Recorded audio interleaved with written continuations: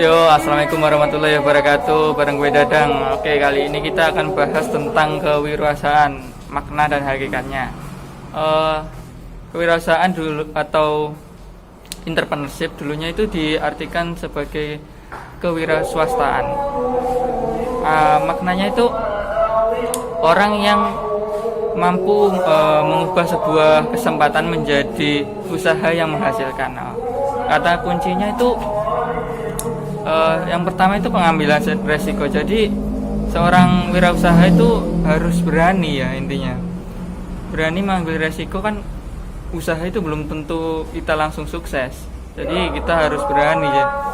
Yang kedua itu menjalankan usaha sendiri. Yang namanya wirausaha berarti kan kita mendirikan usaha sendiri ya.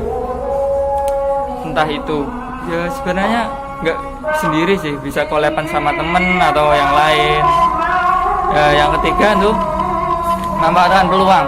Contohnya di Tulungagung sendiri, ini lagi tren-trennya itu perkopian. Jadi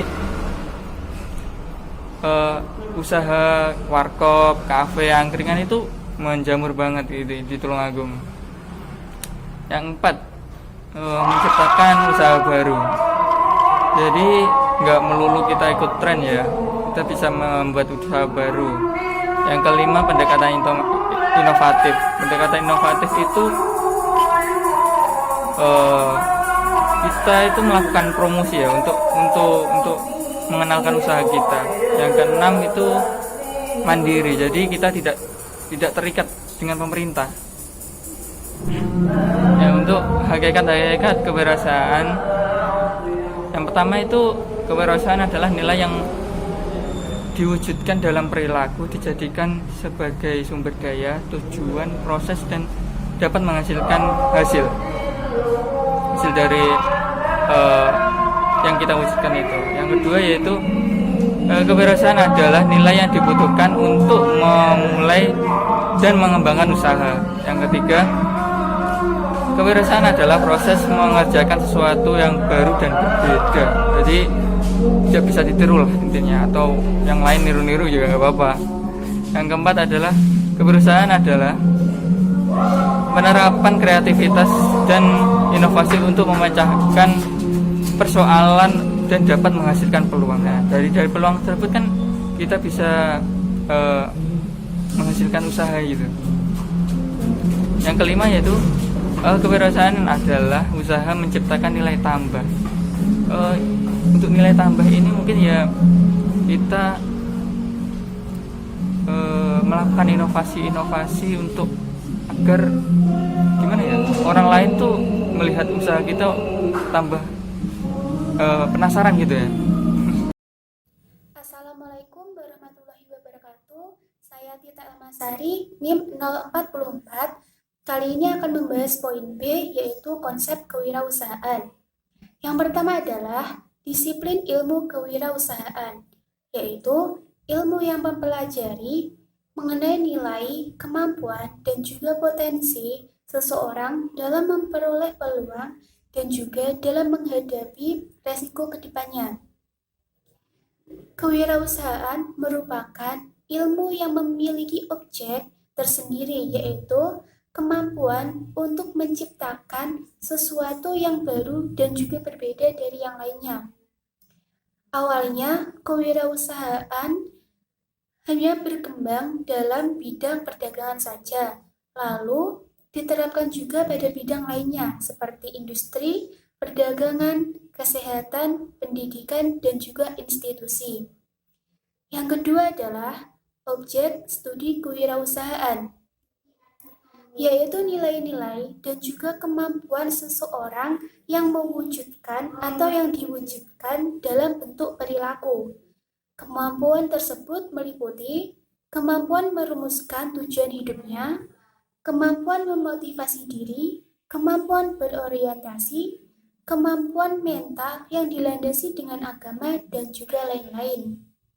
Yang ketiga adalah kewirausahaan eksistensial, yang mana Pada konsep ini memfokuskan pemahaman kewirausahaan yang berorientasi pada aktualisasi jati diri dan juga potensi diri sebagai sebuah bentuk pembelajaran kewirausahaan.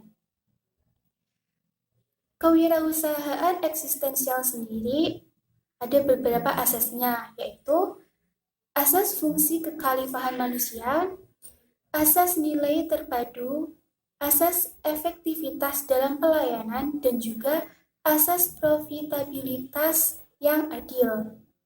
Sekian penjelasan dari saya. Wassalamualaikum warahmatullahi wabarakatuh. Assalamualaikum warahmatullahi wabarakatuh. Perkenalkan, nama saya Valentina Ainun Nabila NIM 025. Di sini saya akan menjelaskan tentang kerangka berpikir kewirausahaan. Wirausaha dapat diartikan sebagai seseorang yang mendirikan, mengelola, mengembangkan, dan juga melembagakan usaha miliknya. Dalam berwirausaha melibatkan dua unsur pokok, yaitu peluang dan juga kemampuan untuk menanggapi peluang itu sendiri. Kerangka berpikir kewirausahaan dapat digambarkan sebagai berikut. Yang pertama ada pola tanggapan. Pola tanggapan ini dibedakan menjadi dua, yaitu karakteristik perseorangan dan juga karakteristik kelompok sosial.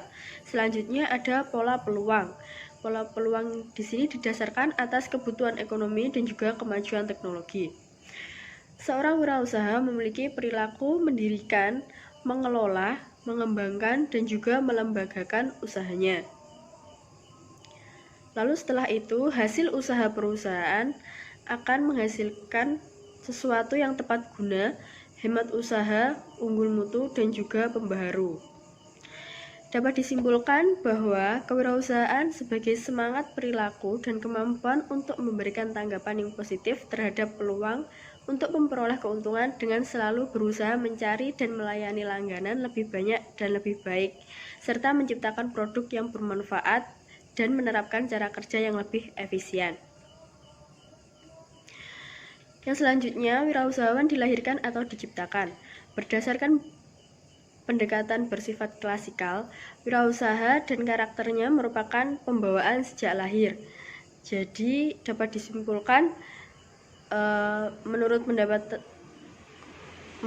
berdasarkan pendekatan klasikal, wirausaha itu dilahirkan.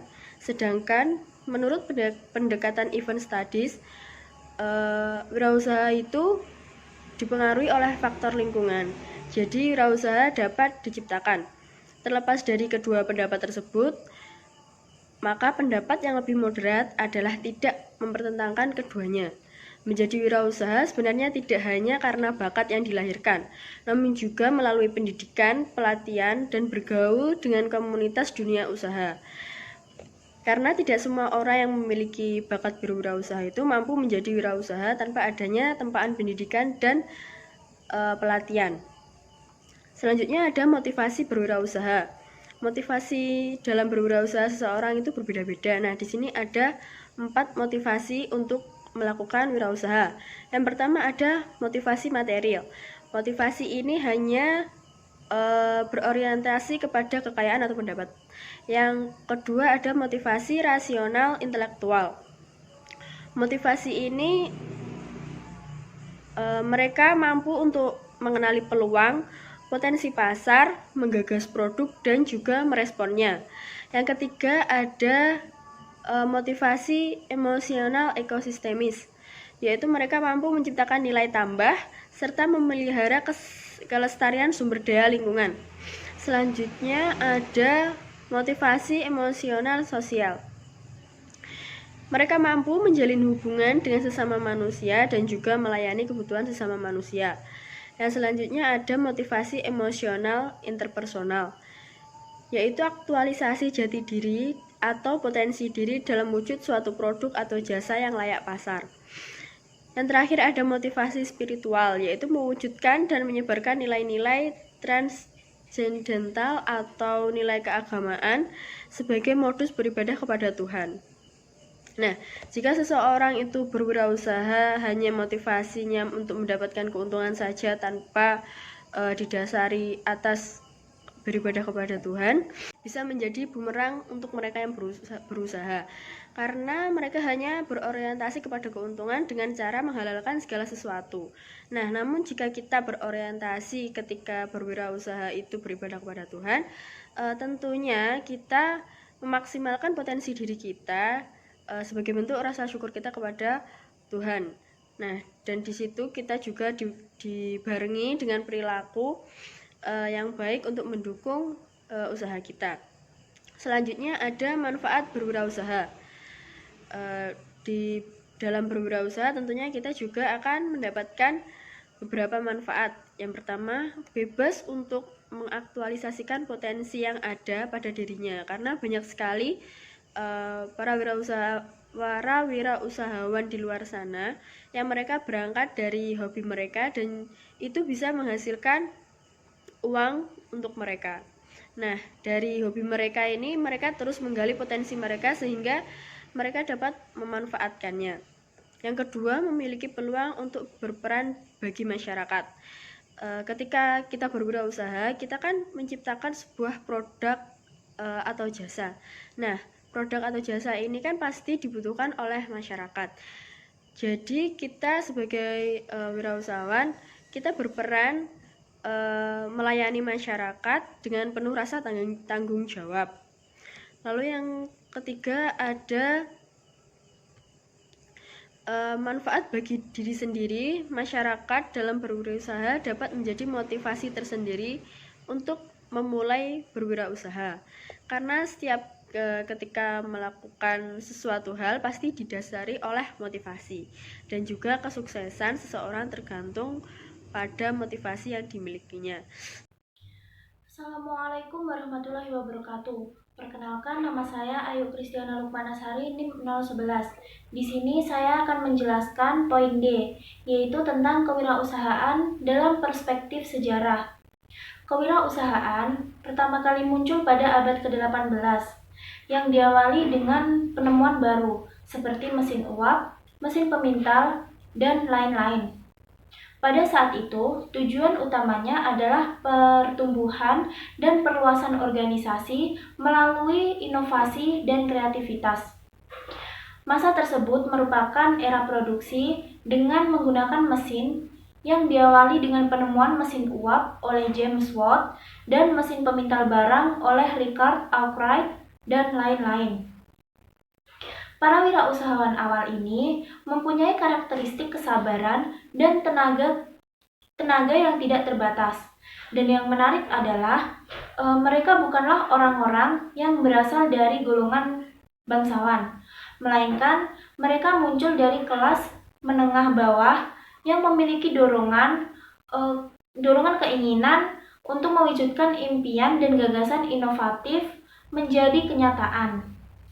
Mereka sangat percaya pada nilai kerja yang dilakukan, yang semena-mena tidak mementingkan keuntungan dan kekayaan sebagai tujuan pertama, melainkan keberhasilanlah yang memberi kepercayaan, arti, dan kebanggaan pada usaha yang mereka lakukan. Adapun beberapa tokoh beserta pandangannya tentang kewirausahaan. Yang pertama adalah Richard Cantillon, 1775. Kewirausahaan dipandang sebagai bekerja sendiri atau self-employment. Seorang wirausaha membeli barang pada saat ini pada harga tertentu dan kemudian menjualnya pada masa yang akan datang dengan harga yang tidak menentu. Jadi, definisi ini lebih menekankan pada cara seseorang dalam menghadapi atau menyikapi resiko atau ketidakpastian. Kemudian yang kedua adalah Jean-Baptiste Say, 1816. Seorang wirausahawan adalah agen yang menyatukan berbagai alat produksi dan menemukan nilai dari produksinya tersebut. Kemudian yang ketiga adalah Frank Knight, 1921. Wirausahawan mencoba untuk memprediksi dan menyikapi perubahan pasar. Pandangan ini menekankan pada dinamika pasar. Kemudian yang keempat adalah Joseph Schumpeter, 1934. Wirausahawan adalah seorang inovator yang mengimplementasikan perubahan di dalam pasar melalui kombinasi baru. Kombinasi baru bisa dalam bentuk yang pertama adalah memperkenalkan produk baru, yang kedua memperkenalkan metode produk baru, yang ketiga membuka pasar yang baru, yang keempat memperoleh sumber pasokan dari bahan atau komponen baru, dan yang kelima adalah menjalankan organisasi pada suatu industri. Kemudian yang kelima adalah Penrose 1963. Kegiatan kewirausahaan mencangkup identifikasi peluang di dalam sistem ekonomi. Kemudian yang keenam adalah Harvey Leibenstein 1968 dan 1979. Kewirausahaan mencangkup kegiatan yang dibutuhkan untuk menciptakan atau melaksanakan perusahaan pada saat semua pasar belum terbentuk atau belum teridentifikasi dengan jelas, atau komponen fungsi produksinya belum diketahui sepenuhnya. Kemudian yang ketujuh adalah Zimmerer 1996.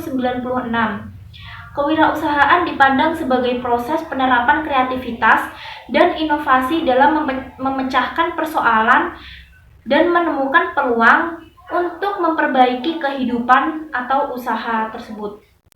Yang kedelapan adalah Israel Kirzner 1979. Wirausahawan mengenali dan bertindak terhadap peluang pasar. Entrepreneurship Center at Miami University of Ohio menegaskan bahwa kewirausahaan sebagai proses mengidentifikasi, mengembangkan, dan membawa visi ke dalam kehidupan. Visi tersebut bisa berupa ide inovatif, peluang, cara yang lebih baik dalam menjalankan sesuatu.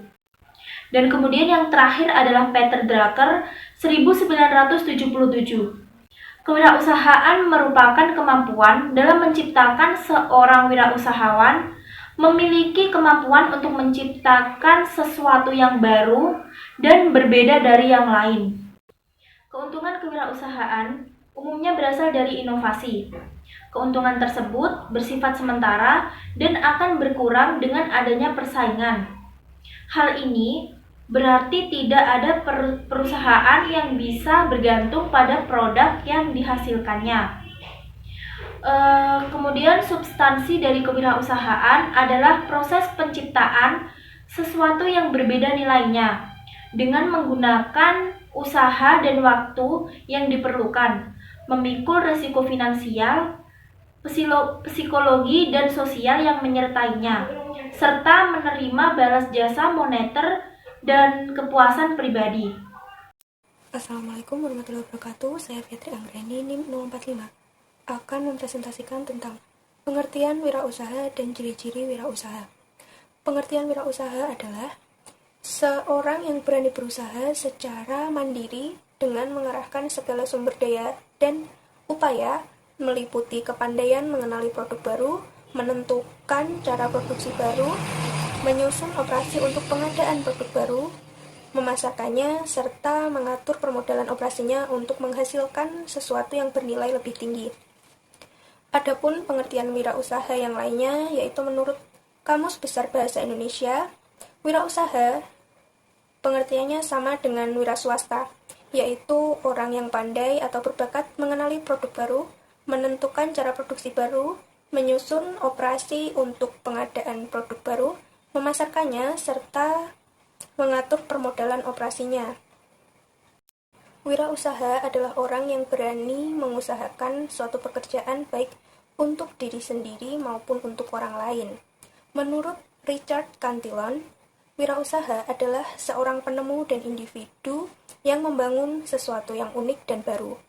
Menurut J. Besai, wirausaha adalah pengusaha yang mampu mengelola sumber-sumber daya yang dimiliki secara ekonomis dalam artian efektif dan efisien, dan tingkat produktivitas yang rendah menjadi tinggi.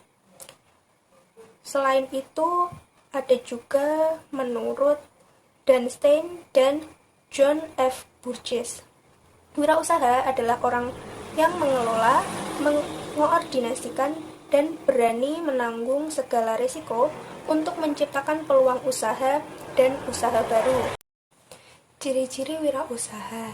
Ciri-ciri wirausaha yaitu memiliki keberanian dan daya kreasi, berani mengambil resiko, memiliki semangat dan kemauan keras, memiliki persepsi dan analisis yang tepat, tidak konsumtif, memiliki jiwa pemimpin, berorientasi pada masa depan, percaya diri, selalu berpikir orisinil, sikap jujur, tekun, yakin, dan optimis. Assalamualaikum warahmatullahi wabarakatuh. Saya Zufila Monika, NIM 010, akan menjelaskan tentang karakteristik wirausaha. Jadi misalnya ketika nanti saya menjadi seorang wirausaha, tentunya hal utama yang ingin saya capai adalah sebuah kesuksesan. Hal itu wajar karena semua orang juga pasti akan menginginkannya seperti itu. Jadi seorang wirausaha yang sukses itu pastinya tidak akan bisa terlepas dari sifat dan sikapnya. Mungkin ada beberapa orang yang mengatakan bahwa kesuksesan seorang yang berwirausaha itu karena faktor keberuntungan besar dalam kehidupannya. Iya, itu memang benar. Tapi perlu diketahui bahwa usaha atau bisnis itu dapat berjalan karena pemiliknya memiliki karakteristik yang baik, yang ketat, dan di antaranya karakteristik tersebut yaitu harus memiliki keinginan untuk berprestasi, selalu memikirkan tanggung jawab, berani mengambil resiko, berorientasi ke masa depan, dan tentunya harus memiliki karakteristik. Selanjutnya tentang peluang usaha. Jadi peluang usaha itu merupakan suatu kesempatan bagi orang yang ingin memulai membangun usahanya dengan ide yang potensial. Jadi bisnis potensial di sini itu berarti ide tersebut memiliki calon pembeli yang banyak, yang artinya belum banyak orang yang menyediakan barang untuk yang dicari nantinya. Dan untuk memenuhi peluang usaha yang bagus, harus memenuhi beberapa kriteria diantaranya yaitu permintaan yang nyata, pengambilan investasi, kompetitif, mencapai tujuan, dan ketersediaan sumber daya dan keterampilan. Selanjutnya tentang mengidentifikasi dan menilai peluang usaha. Jadi ide dan peluang usaha itu harus disaring dan dinilai terlebih dahulu supaya apa? Supaya bisa mengetahui layak atau tidaknya setelah ide dan peluang usaha itu nanti dihasilkan. Tetapi itu bukan tugas yang mudah, tetapi juga sangat penting karena hal tersebut dapat membedakan antara nanti menentukan keberhasilan atau kegagalan. Assalamualaikum warahmatullahi wabarakatuh. Perkenalkan, nama saya Ruci Yosidian Pratiwi. Saya dari MBS 4A NIM 043 akan menjelaskan pada materi ini yaitu tentang aktivitas wirausaha dan skala usaha wirausaha. Aktivitas wirausaha itu dibagi menjadi 3 kelompok bidang, yaitu 1. Kegiatan produksi, 2. Kegiatan perdagangan, dan 3. Jasa-jasa. Kegiatan produksi itu sendiri merupakan kegiatan mengolah dan menghasilkan dan membuat suatu produk yang akan didistribusikan. Kegiatan ini dibuat oleh pabrik yang disebut sebagai produsen. Yang kedua merupakan kegiatan perdagangan. Kegiatan ini dilakukan untuk mendistribusikan barang dari produsen. Kegiatan ini dilakukan seperti agen, distributor, dealer, ataupun pengecer. Lalu dalam kegiatan ini merupakan proses penjualan atau pemasaran untuk mencari keuntungan dari selisih dari pembelian barang dan penjualan barang. Lalu yang ketiga ini ada jasa-jasa. Jasa-jasa ini biasanya bergerak di bidang transportasi, kesehatan, pendidikan, tenaga konsultan, dan sebagainya, yang dimana usaha-usaha ini adalah usaha-usaha yang mengandalkan tenaga sebagai bentuk pelayanannya. Yang kedua merupakan skala usaha wirausaha. Skala usaha wirausaha ini dibedakan menjadi 4, yaitu usaha mikro, usaha kecil, usaha menengah, dan usaha besar. Masing-masing dari usaha ini dibedakan menggunakan cara pengukuran menggunakan omset dan aset, di mana omset dan aset merupakan kekayaan yang dihasilkan oleh usaha-usaha ini. Omset itu sendiri merupakan keuntungan yang dihasilkan dalam usaha yang masih kotor. Maksudnya penjualannya masih kotor yang dipotong oleh biaya operasional. Sedangkan aset merupakan kekayaan yang dimiliki oleh suatu badan usaha tersebut atau perusahaan tersebut. Lalu masuk ke dalam penjelasan usaha mikro. Usaha mikro itu sendiri merupakan usaha milik perorangan, badan usaha, ataupun milik keluarga yang jumlah kekayaannya atau jumlah omset dan asetnya itu kurang dari 50 juta. Sedangkan usaha kecil memiliki kekayaan di atas 50 juta hingga 500 juta. Sedangkan usaha menengah ini penghasilannya dihasilkan dengan rate di atas 500 juta. Sedangkan usaha besar ini jumlah penghasilannya bisa dari 500 juta hingga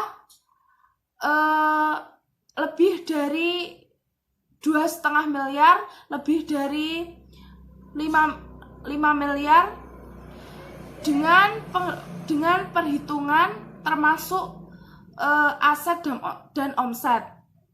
Biasanya usaha besar ini dimiliki oleh suatu badan usaha milik negara, swasta, ataupun kolaborasi. Yang dimana usaha besar ini merupakan suatu penggerak lini perekonomian di Indonesia. Tulungagung, kota 1000 warung kopi adalah sebutan yang layak dan bernilai jual tinggi, baik dari segi peluang usaha maupun dari segi kehidupan kemasyarakatan yang sangat kental dengan budaya kumpul atau cangkruan. Belakangan ini sangat marak dibukanya tempat ngopi baru berbasis coffee shop maupun warung kopi angkringan, salah satunya Paniki Kopi dan Upgrade Coffee. Karena usaha kopi di Tulungagung sangatlah banyak dan bervariasi, sangat bermacam-macam mulai dari konsep tempatnya, konsep menu yang disajikan, tetaplah menjadikan semua pengusaha kopi di Tulungagung harus tetap produktif, tidak mudah menyerah dalam persaingan pemasaran, dan juga semakin inovatif dan upgrade terhadap usaha yang dijalankan. Agar kedepannya usaha yang dijalankan tidak terhenti di tengah jalan karena kalah oleh persaingan pemasaran kopi di kota kopi Tulungagung.